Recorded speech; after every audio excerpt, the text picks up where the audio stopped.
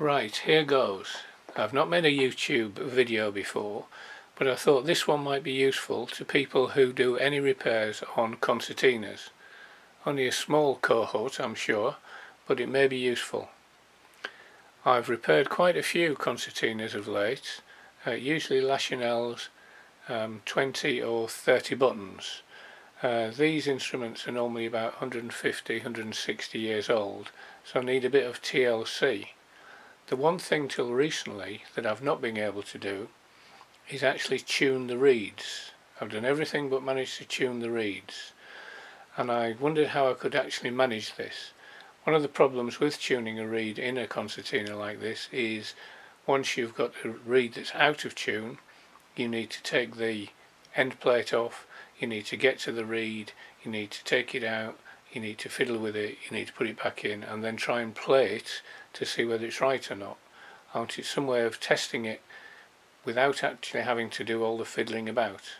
So, having seen one or two YouTube videos on how to tune reeds in accordions, I thought I would try and invent something or develop something to learn how to tune reeds individually.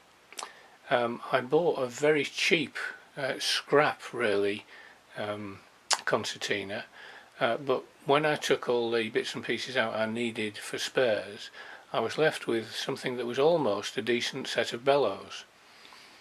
What I did was repair the bellows as best I could to make them airtight, and then using my very bad woodworking skills, I made the instrument that you're looking at now, or the tool that you're looking at now. And what it is basically is a baseboard and then a set of bellows, and then mounted on the top of there is that strange handle affair that I've put on there, and in there is a hole, and one takes the reed out of the concertina, puts it in this little area here. There's a hole or two holes drilled in there and two little pieces of wood there just to hold it, and this is an air return valve. So what one does then is, we've got the reed in there, this is normally clamped to a surface and we can play the tune. As you can tell, this reed isn't ringing very well, so you can play around with it. You space it using a set of these. You can file the bass of the reed very carefully if the note is too flat, and if the note is too sharp. If the note is too flat, you file the top.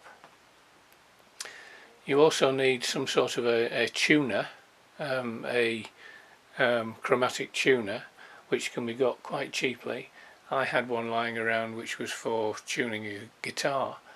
It needs to be quite a detailed one, but they're not too expensive. So using those and this machine, it's easy to take out the reed pan, take the reeds out one at a time, tune them, and then put them all back in at the same time, saving a lot of time. See, that needs clamping down and then you can tune the reed. Okay, I hope this is useful. If you need any more details about it, if you contact me on my website or email address, the email address is johnphotographer@hotmail.co.uk, or my website is www.johnphotographer.co.uk. Hope this is okay, and I hope you can hear the sound okay. Thank you.